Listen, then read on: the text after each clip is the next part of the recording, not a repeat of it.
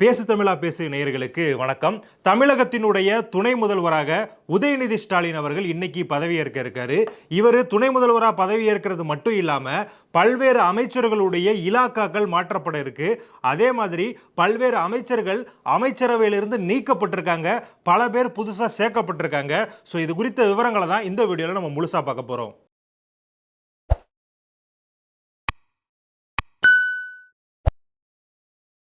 நேற்று வரை தமிழகத்தினுடைய இளைஞர் நலன் மற்றும் விளையாட்டுத்துறை அமைச்சராக இருந்த திரு உதயநிதி ஸ்டாலின் அவர்கள் இன்றிலிருந்து துணை முதல்வராக பொறுப்பு வகிக்க போறாரு.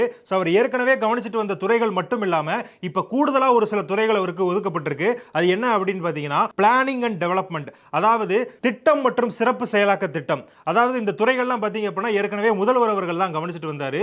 முதல்வர் அவர்கள் கவனிச்சுட்டு வந்த ஒரு துறை தான் துணை முதல்வராக பொறுப்பேற்கக்கூடிய உதயநிதி ஸ்டாலின் அவர்களுக்கு வழங்க இருக்காங்க. இன்னையிலிருந்து அவர் அந்த துறைகளையும் சேர்ந்து கவனிப்பாரு. ஜனவரியிலிருந்தே பாத்தீங்க அப்படின்னா பொங்கலுக்கு பிறகு உதயநிதி ஸ்டாலின் அவர்கள் துணை முதல்வராக பதவியேற்க இருக்காரு. ஏப்ரல் மாசத்துல பதவியேற்க இருக்காரு. நாடாளுமன்ற தேர்தல் முடிஞ்சதுக்கு அப்புறமா அந்த ரிசல்ட்ல 40 தொகுதி ஜெயிச்சாங்க இல்லையா, பாண்டிச்சேரி உட்பட தமிழகத்துல 40 தொகுதிகள் ஜெயிச்சாங்க. இந்த 40 தொகுதிகள் ஜெயிச்சிட்டாங்க. இந்த வெற்றிக்கு முழு முதல் காரணமா இருந்தது யாரு அப்படின்னு பாத்தீங்க அப்படின்னா உதயநிதி ஸ்டாலின் அவர்கள் தான். தமிழகம் முழுக்க அவர் தான் பிரச்சாரம் மேற்கொண்டாரு. இந்த வெற்றிக்கு அவருக்கு பரிசு கொடுக்கிற மாதிரி துணை முதல்வர் பதவியை கொடுக்கலாம் அப்படிங்கிற பேச்சுவார்த்தைகளும் இருந்தது. ஆனா ஒரு நீண்ட இழுபறிக்கு அப்புறமா 10 மாதங்களுக்கு பிறகுதான் உதயநிதி ஸ்டாலின் அவர்கள் துணை முதல்வராக நியமிக்கப்பட்டிருக்காரு. உதயநிதி ஸ்டாலின் அவர்கள் துணை முதல்வராக நியமிக்கப்பட்டதை திமுக காரங்க மிகப்பெரிய அளவில் கொண்டாடிக்கிட்டு இருக்காங்க. தமிழகம் முழுக்க இருக்கக்கூடிய எல்லா திமுக அலுவலகங்களுக்கு முன்னாடியும் திமுக கொடிகள் பறக்கிற இடங்களுக்கு முன்னாடியும் பாத்தீங்க அப்படின்னா திமுக காரங்க பட்டாசு வெடிச்சு இனிப்புகள் வழங்கி கோலாகலமா கொண்டாடிக்கிட்டு இருக்காங்க. ஆனா எதிர்க்கட்சிகள் என்ன பண்றாங்க அப்படின்னு பாத்தீங்கன்னா இந்த முடிவுக்கு மிகப்பெரிய விமர்சனங்களை முன் வச்சுக்கிட்டு இருக்காங்க. எதிர்க்கட்சிகள்னாலே விமர்சனங்களை முன்வைக்கிறது வாடிக்கை தானே, இதுல என்ன புதுசு இருக்கு அப்படின்னு சொல்லி நீங்க கேட்கலாம். ஆனா எதிர்க்கட்சிகள் வைக்கக்கூடிய வாதமும் பாத்தீங்கன்னா ஓரளவுக்கு நியாயம் இருக்கு.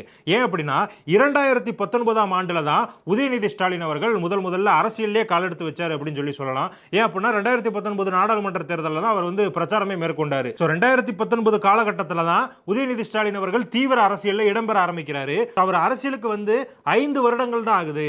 அதுக்குள்ளே அவருக்கு துணை முதல்வர் பதவி கொடுக்கிறதுக்கு என்ன அவசரம், எதுக்கு திமுக காரங்க இப்படி அவசரப்படுறாங்க, இது நியாயமே இல்ல, சமூக நீதின்னு பேசுற திமுக காரங்க எப்படி ஒரு குடும்பத்தை சேர்ந்தவங்களையே தொடர்ந்து பதவியில் அமர வைக்கிறாங்க, கட்சியில இவ்வளவு சீனியர்கள் இருக்காங்களே அவங்க யாருக்காவது துணை முதல்வர் பதவியை கொடுக்கலாமே, அதுல என்ன திமுக காரங்களுக்கு தயக்கம், இதுதான் உண்மையான சமூக நீதியா அப்படிங்கிற கேள்வியும் எழுப்பிக்கிட்டு இருக்காங்க. இந்த விவகாரத்தை பத்தி அரசியல் விமர்சகர்கள் என்ன சொல்றாங்க அப்படின்னா இதுதான் உதயநிதி ஸ்டாலின் அவர்கள் துணை முதல்வர் ஆகிறதுக்கு சரியான நேரம். ஏன் அப்படின்னா இன்னும் ஒரு 20 மாதங்கள் தான் தேர்தலுக்கு இருக்கு. கிட்டத்தட்ட 1.5 வருடங்களே பாத்தீங்க அப்படின்னா தேர்தலுக்கான வேலைகள் ஆரம்பிச்சிடும். நிறைய கட்சிகள் இப்போல இருந்தே 2026 சட்டமன்ற தேர்தலுக்கான வேலைகளை ஆரம்பிச்சிட்டாங்க. இப்ப உதயநிதி ஸ்டாலின் அவர்களுக்கு கூடுதல் பொறுப்பு கொடுக்கும் பொழுது அவருக்கு ஒரு அரசாங்கத்தை நடத்துறதுல கூடுதல் அனுபவம் கிடைக்கும், ஆர்வமும் அதிகரிக்கும். அதே மாதிரி முதல்வர் அவர்கள் கவனிச்சுட்டு வந்த திட்டம் மற்றும் சிறப்பு செயலாக்க திட்டத்தை உதயநிதிக்கு ஒதுக்குறதுக்கான முக்கியமான காரணம் என்ன அப்படின்னு பாத்தீங்கன்னா இது மூலமா அரசினுடைய நலத்திட்ட உதவிகளை எப்படி மக்கள் கிட்ட கொண்டு போய் சேர்க்கிறது, மக்களுக்கான சிறப்பு திட்டங்களை எப்படி உருவாக்குறது உள்ளிட்ட அனுபவங்கள் உதயநிதி ஸ்டாலின் அவர்களுக்கு கிடைக்கும். அது கட்சியுமே அவர் சிறப்பாக வழிநடத்தி போகிறதுக்கு உதவியா இருக்கும் அப்படிங்கிற கருத்தையும் முன் வச்சிருக்காங்க. அதே மாதிரி பாத்தீங்க அப்படின்னா உதயநிதி ஸ்டாலின் அவர்கள் துணை முதல்வராக இருக்காரு. வேற ஏதாவது அமைச்சர்களுக்கிட்ட இருந்த துறைகள் இவருக்கு கொடுக்கப்பட்டிருக்கான்னு பாத்தீங்க அப்படின்னா இல்ல. அவருடைய தந்தையான முதல்வர் அவர்கள் கவனிச்சுட்டு வந்த துறை தான் இவருக்கு மாற்றி கொடுக்கப்பட்டிருக்கு. இதனால சீனியர்களுக்கும் பாத்தீங்க அப்படின்னா உதயநிதி ஸ்டாலின் மேல கோபம் எதுவும் வரல, அவர்களுடைய துறைகள் அவர்களுக்கே இருக்கு அப்படிங்கறனால அவங்க பெருசா ரியாக்ட் பண்ணல அப்படிங்கிற மாதிரியான கருத்துக்கள் தான் முன்வைக்கப்பட்டிருக்கு. உதயநிதி ஸ்டாலின் அவர்கள் துணை முதல்வரானதை திமுக இருக்கக்கூடிய பெரும்பாலான தலைவர்கள் பாத்தீங்க அப்படின்னா வரவேற்றுட்டு தான் இருக்காங்க. அதே மாதிரி திமுகவினுடைய கூட்டணி கட்சிகளும் பாத்தீங்கன்னா வரவேற்றிருக்காங்க. இதுக்கு விதிவிலக்கா ஒரு சில சீனியர்களுக்கு உதயநிதி ஸ்டாலின் அவர்கள் துணை முதல்வர் ஆகிறது பிடிக்கல அப்படிங்கிற கருத்துக்களும் வெளியாகிட்டு இருக்கு. நாங்க கட்சிக்கு இத்தனை வருஷமா உழைச்சுக்கிட்டு இருக்கோம், எங்களுக்கு பெரிய பதவிகள் எதுவுமே கொடுக்கப்படல, ஏன் சீனியர்கள் இத்தனை பேர் இருக்கோம், எங்களுக்கு துணை முதல்வர் பதவி கொடுத்தா என்ன, உங்க குடும்பத்தை சேர்ந்தவங்க தான் துணை முதல்வர் ஆகணுமா அப்படிங்கிற கேள்விகளையும் அவங்க மறைமுகமா எழுப்பிக்கிட்டு இருக்காங்க. இதுவும் பாத்தீங்க அப்படின்னா கட்சிக்குள்ள நடக்கிற விவகாரம் அப்படிங்கிறதுனால பெரிய அளவுல வெடிக்கல. பெரும்பாலானவர்கள் உதயநிதி அவர்களுக்கு சப்போர்ட் பண்றதுனால இந்த ஒரு சில நபர்களுடைய பேச்சுக்கள் அந்த இடத்துல எடுபடாம போயிருச்சு அப்படிங்கிற கருத்துக்களும் முன்வைக்கப்படுது. உதயநிதி அவர்கள் துணை முதல்வரானது எந்த அளவுக்கு பேசப்படுதோ அதே அளவுக்கு மிகப்பெரிய அளவில் பேசப்படுறது என்ன அப்படின்னு பாத்தீங்கன்னா செந்தில் பாலாஜி அவர்கள் மீண்டும் அமைச்சரவையில் இணைக்கப்பட்டிருக்கிறது. அதாவது செந்தில் பாலாஜி அவர்கள் பிணையில 3 நாட்கள் கூட நிறைவடையல. இந்த 3 நாட்களுக்குள்ளேயே பாத்தீங்க பாத்தீங்க அப்படின்னா அவர் தமிழக அமைச்சரவையில் இடம்பெறுவார் அப்படிங்கிற அறிவிப்பு வந்து ஆளுநர் அவர்கள் வெளியிட்டிருக்காரு. செந்தில் பாலாஜி அவர்களுக்கு அவர் ஏற்கனவே கவனிச்சுட்டு வந்த துறைகளான மின்சாரம் மற்றும் மதுவிலக்கு துறை ஒதுக்கப்படலாம் அப்படின்னு கூறப்படுது. இதையுமே பாத்தீங்க அப்படின்னா எதிர்க்கட்சிகள் கடுமையாக விமர்சனம் பண்ணிக்கிட்டு இருக்காங்க. செந்தில் பாலாஜி அவர்களை தவிர்த்து 3 பேர் வந்து தமிழக அமைச்சரவையில் புதுசாக இணைக்கப்பட்டிருக்காங்க. ஏற்கனவே அமைச்சராக இருந்து பதவி பறிக்கப்பட்ட திரு ஆவடி சாமு நாசர் அவர்கள், அவர் பாத்தீங்க அப்படின்னா ஏற்கனவே பால்வளத்துறை அமைச்சராக இருந்தார். அதுக்கப்புறமா ஒரு சில காரணங்களுக்காக அவருடைய அமைச்சர் பதவி பறிக்கப்பட்டது. அவர் வந்து மீண்டுமே பாத்தீங்க அப்படின்னா தமிழக அமைச்சரவையில் சேர்க்கப்பட்டிருக்காரு. அதுக்கப்புறமா பாத்தீங்க அப்படின்னா கோவி செலின் அவர்கள், அவர் வந்து இப்போ வந்து கொறடாவா இருக்காரு. அவருமே வந்து பாத்தீங்க அப்படின்னா தமிழக அமைச்சரவையில் இணைக்கப்பட்டிருக்காரு. கோவி செலியன் அவர்கள் தஞ்சை மாவட்டத்தை சேர்ந்தவர். ஏற்கனவே திமுக அரசின் மீது இருந்த குற்றச்சாட்டு என்ன? திமுக வந்து டெல்டா பகுதிகளில் மிகப்பெரிய அளவில் வெற்றியை பதிவு செஞ்சாங்க. டெல்டா பகுதி திமுகவுக்கு நிறைய எம்எல்ஏக்களை கொடுத்தாங்க. ஆனா அமைச்சரவையில் டெல்டாவை சேர்ந்த எம்எல்ஏக்களுக்கு முக்கியத்துவம் கொடுக்கல அப்படின்னு கூறப்பட்டது. அந்த குறைபாட்டை நீக்கும் வகையில் தான் கோவி செலியன் அவர்கள் வந்து அமைச்சரவையில் நியமிக்கப்பட்டிருக்காரு. அதே போல அமைச்சரவையில் இணைக்கப்பட்ட இன்னொருத்தர் யாரு அப்படின்னு பார்த்தீங்க அப்படின்னா பனமரத்துப்பட்டி ராஜேந்திரன் அவர்கள். இவர் வந்து பார்த்தீங்க அப்படின்னா சேலம் மாவட்டத்தை சேர்ந்தவர்.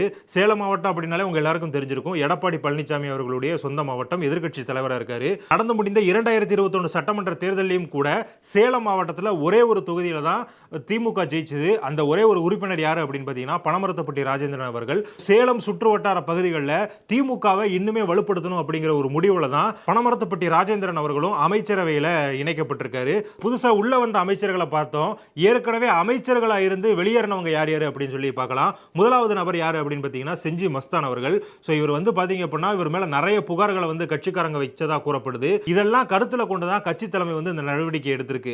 அதாவது செஞ்சி KS மஸ்தான் அவர்களுடைய குடும்ப உறுப்பினர்களோட ஆதிக்கம் அந்த விழுப்புரம் சுற்றுவட்டார திமுக வந்து அதிகமா இருக்கு அப்படிங்கிற ஒரு குற்றச்சாட்டு வைக்கப்பட்டது. இதையெல்லாம் கருத்தில் கொண்டுதான் முதல்ல வந்து செஞ்சி KS மஸ்தான் அவர்களுடைய மாவட்ட செயலாளர் பதவி தான் பறிக்கப்பட்டது. அதுக்கப்புறம் இப்போ வந்து அமைச்சர் பதவியும் பறிக்கப்பட்டிருக்கு. அமைச்சரவையிலிருந்து நீக்கப்பட்ட இன்னொரு அமைச்சர் யாரு அப்படின்னு பார்த்தீங்கன்னா பால்வளத்துறை அமைச்சராக இருந்த மனோ தங்கராஜ் அவர்கள். இவர் வந்து கன்னியாகுமரி மாவட்டத்தை சேர்ந்தவர். கன்னியாகுமரி மாவட்டம் அப்படின்னாலே நம்ம எல்லாருக்குமே தெரியும், அது வந்து தேசிய கட்சிகளுக்கான ஒரு மாவட்டம் தான் சொல்ல முடியும். அங்க வந்து காங்கிரசுமே வலிமையா இருக்காங்க, பாஜகவுமே வலிமையா இருக்காங்க. கன்னியாகுமரி மாவட்டத்தில் தேசிய கட்சிகளுக்கு இணையா திமுகவை வளர்க்கணும் அப்படிங்கிற ஒரு நோக்கத்துல தான் மனோ தங்கராஜ் அவர்கள் அமைச்சரவையில் சேர்க்கப்பட்டாரு. அவருடைய செயல்பாடுகளும் பாத்தீங்க அப்படின்னா திமுக தலைமைக்கு வந்து அந்த அளவுக்கு திருப்தி அளிக்கல அப்படின்னு கூறப்படுது. அதே போல அவர் மீதும் ஒரு சில புகார்கள் வந்ததா கூறப்படுது. அதனால தான் அவருமே பாத்தீங்க அப்படின்னா அமைச்சரவையிலிருந்து நீக்கப்பட்டிருக்காரு. மூன்றாவதா அமைச்சரவையிலிருந்து நீக்கப்பட்ட நபர் யாரு அப்படின்னு பாத்தீங்கன்னா ராமச்சந்திரன் அவர்கள். நம்ம ஏற்கனவே சொல்லியிருந்தோம், அரசு கொறடாவா இருந்த கோவி செலியன் அவர்கள் வந்து அமைச்சரவையில் இணைக்கப்பட்டிருக்காரு. அதனால இப்போ வந்து அரசு கொறடா பதவி வந்து காலியா தான் இருக்கும். அந்த அரசு கொறடா பதவிக்கு வந்து ராமச்சந்திரன் வந்து நியமிக்கப்பட வாய்ப்பு இருக்கு. அதனால தான் அவர் வந்து அமைச்சரவையில் இருந்து நீக்கப்பட்டிருக்காரு அப்படின்னு சொல்றாங்க. நம்ம வந்து யார் யாரெல்லாம் அமைச்சரவையில் இணைக்கப்பட்டிருக்காங்க, யார் யாரெல்லாம் அமைச்சரவையில் இருந்து நீக்கப்பட்டிருக்காங்க அப்படின்னு பார்த்துட்டோம். அதே மாதிரி நிறைய அமைச்சர்களுடைய இலாக்காக்கள்லாம் மாற்றப்பட்டிருக்கு. அது என்னென்ன அப்படிங்கறத இப்போ நம்ம தெரிஞ்சுக்கலாம். முதலாவதா பாத்தீங்க அப்படின்னா உயர்கல்வித்துறை அமைச்சராக இருந்த பொன்முடி வந்து வனத்துறை அமைச்சராக மாற்றப்பட்டிருக்காரு. அதே போல சுற்றுச்சூழல் துறை அமைச்சராக இருந்த மெய்யநாதன் அவர்கள் பிற்படுத்தப்பட்டோர் நலத்துறை அமைச்சராக மாற்றப்பட்டிருக்காரு. ஆதி திராவிடர் நலத்துறை அமைச்சராக இருந்த கயல்வெளி செல்வராஜ் வந்து மனிதவள மேம்பாட்டுத்துறை அமைச்சராக மாற்றப்பட்டிருக்காங்க.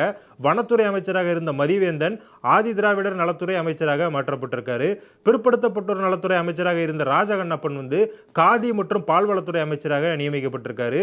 நிதி மற்றும் மனிதவள மேம்பாட்டுத்துறை அமைச்சராக இருந்த தங்கம் தென்னரசு நிதி மற்றும் சுற்றுச்சூழல் துறை அமைச்சராக மாற்றம் செய்யப்பட்டிருக்காரு. இதுதான் அமைச்சரவையில் வந்து இலாக்காக்கள் மாற்றமா கூடப்படுது. இதுல முக்கியமா கவனிக்க வேண்டிய விஷயம் என்ன அப்படின்னு பாத்தீங்கன்னா பொன்முடி அவர்களுக்கு இலாக்கா மாற்றம் செய்யப்பட்டது. அதாவது பொன்முடி அவர்கள் திமுகவில் வந்து ஒரு முன்னோடி அப்படின்னு சொல்லலாம். நீண்ட காலமா திமுகவுக்காக பணியாற்றிக்கிட்டு இருக்காரு. சீனியர் மோஸ்ட் லீடர் அப்படின்னு கருதப்படுறாரு. அவருக்கு வந்து உயர்கல்வித்துறை அப்படிங்கிற உயரிய பொறுப்பு கொடுக்கப்பட்டிருந்துச்சு. இப்ப அந்த துறையில இருந்து அவர் வந்து வனத்துறைக்கு வந்து மாற்றப்பட்டிருக்காரு. இந்த மாற்றத்தை பொன்முடி அவர்கள் எப்படி ஏத்துக்கிட்டாரு அப்படின்னு நிறைய பத்திரிகையாளர்கள் கேள்வி கேட்டுக்கிட்டு இருக்காங்க. அந்த அளவுக்கு இந்த இலாக்கா மாற்றம் அப்படிங்கிறது அதிர்ச்சி அளிக்கக்கூடிய வகையில் இருக்கு. இதன் மூலமா பொன்முடி அவர்களும் அதிருப்தியில் இருக்க வாய்ப்பு இருக்கு அப்படின்னு சொல்றாங்க. இது மட்டும் இல்லாம 2021 திமுக வந்து ஆட்சி அமைச்சாங்க. அதன் பிறகு பாத்தீங்க அப்படின்னா 5வது முறையா அமைச்சரவை வந்து மாற்றம் செய்யப்பட்டிருக்கு. ஆனா எல்லாருமே எதிர்பார்த்துக்கிட்டு இருந்தது என்ன அப்படின்னு பாத்தீங்கன்னா நிதித்துறை வந்து மீண்டும் பிடிஆர் பழனிவேல் தியாகராஜன் அவர்களுக்கு ஒதுக்கப்படும் அப்படின்னு சொல்லப்பட்டுச்சு. நிறைய அரசியல் விமர்சகர்களுமே அந்த கருத்தை முன் வச்சிட்டு இருந்தாங்க. ஆனா அப்படி மாற்றம் செய்யப்படல. அவர் ஏற்கனவே கவனிச்சிட்டு வந்த துறைகள் தான் மீண்டும் அவருக்கு கொடுக்கப்பட்டிருக்கு. திமுகவை சேர்ந்த நிர்வாகிகளும் திமுக ஆதரவு ஊடகங்களும் பாத்தீங்க அப்படின்னா உதயநிதி ஸ்டாலின் அவர்களை பாராட்டி நிறைய போஸ்டுகள் எல்லாம் போட்டுக்கிட்டு இருக்காங்க. அதுல முக்கியமானது என்ன அப்படின்னு பாத்தீங்கன்னா உதயநிதி ஸ்டாலின் அவர்கள் கடந்து வந்த பாதை அப்படின்னு சொல்லிட்டு போடுறாங்க. ஸோ அதில் என்ன இருக்கு அப்படின்னு பார்த்தீங்கன்னா 2019 நாடாளுமன்ற தேர்தலில் மாநிலம் தழுவிய பிரச்சாரத்தை உதயநிதி ஸ்டாலின் அவர்கள் மேற்கொண்டார் அப்படின்னு போட்டிருக்கு. ஸோ அதே போல ஜூலை 4ஆம் தேதி 2019 வருடம் திமுகவினுடைய இளைஞரணி செயலாளராக உதயநிதி ஸ்டாலின் அவர்கள் நியமிக்கப்பட்டிருக்காரு அப்படிங்கிறத ஒரு மைல்கல்லா போட்டிருக்காங்க. அதே போல 2021ஆம் ஆண்டு சேப்பாக்கம் திருவல்லிக்கேணி சட்டமன்ற தொகுதியில் ஜெயிச்சு அவர் சட்டமன்ற உறுப்பினராக தேர்ந்தெடுக்கப்பட்டார் அப்படிங்கிறத ஒரு மைல்கல்லா போட்டிருக்காங்க. அதே போல டிசம்பர் 14, 2022 இளைஞர் நலன் மற்றும் விளையாட்டு மேம்பாட்டுத்துறை அமைச்சராக உதயநிதி ஸ்டாலின் அவர்கள் பதவியேற்றாரு. அதையுமே அவருடைய பயணத்தில் ஒரு மைல்கல்லா போட்டிருக்காங்க. அடுத்தபடியா செப்டம்பர் 28ஆம் தேதி 2024ஆம் ஆண்டு தமிழகத்தினுடைய துணை முதல்வராக உதயநிதி ஸ்டாலின் அவர்கள் பதவியேற்பாரு அப்படிங்கிற அறிவிப்பு வெளியானது. ஸோ இன்னைக்கு தான் அவர் பதவியேற்க போறாரு. ஆனால் நேற்றே அறிவிப்பு வெளியேறிச்சு இல்லையா? ஸோ அதையுமே பார்த்தீங்க அப்படின்னா திமுகவினர் அவருடைய சாதனை பயணத்தில் அவர் கடந்து வந்த பாதையில் ஒரு மைல்கல்லா போட்டிருக்காங்க. தமிழகத்தில் 2006 இருந்து 2011 வரைக்கும் கலைஞர் கருணாநிதி அவர்கள் தலைமையில் நடந்த திமுக ஆட்சியில் துணை முதல்வராக மு.க. ஸ்டாலின் அவர்கள் முதல் முறையாக நியமிக்கப்பட்டார்.